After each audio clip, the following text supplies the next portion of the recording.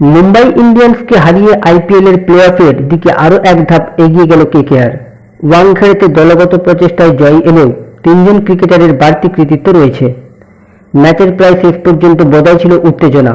Mumbai Indians এবং Kolkata night Riders ম্যাচের ফাইসালা হল 19তম ওভারে। মুম্বাইকে তাদের ঘরের মাঠে হারালো কেকেআর।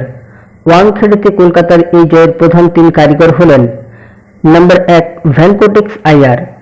কলকাতা জয়ের অন্যতম নায়ক নিঃসন্দেহে ভ্যানকোটেক্স। চাপের মুখে অনবদ্য ব্যাটিং করলেন তিনি। 28 রানে কেকেআরের 3 উইকেট পড়ে যাওয়ার পর ব্যাট করতে নেমেছিলেন ভ্যানকোটেক্স।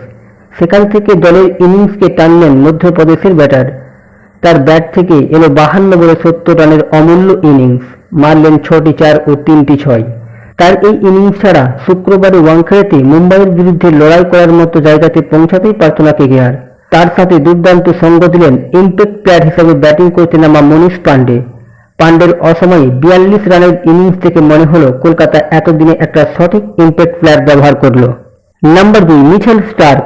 আইপিএলের অনেক সমালোচনাই হয়েছে মিচেল স্টার্কের। অস্ট্রেলিয়ার এই জোড়া বোলার প্রথম দিকে একটু বেশি রান খরচ করে ফেলেছিলেন, উইকেটও পাচ্ছিলেন না।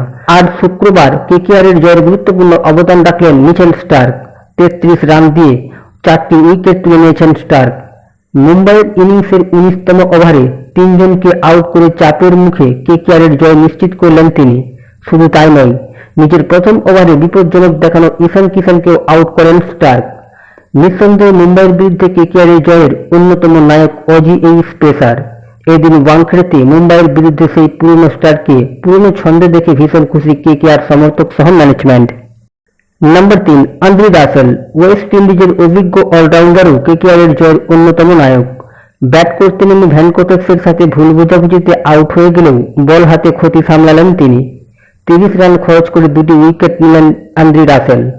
22 গজে জমে যাওয়া সূর্যকুমার যাদবকে অত্যন্ত গুরুত্বপূর্ণ সময়ে আউট করলেন। তার আগে মুম্বাই অধিনায়ক হার্দিক পান্ডিয়াকে আউট করে প্রতিপক্ষের ইনিংসকে চাপে ফেলে দেন আন্দ্রে রাসেল।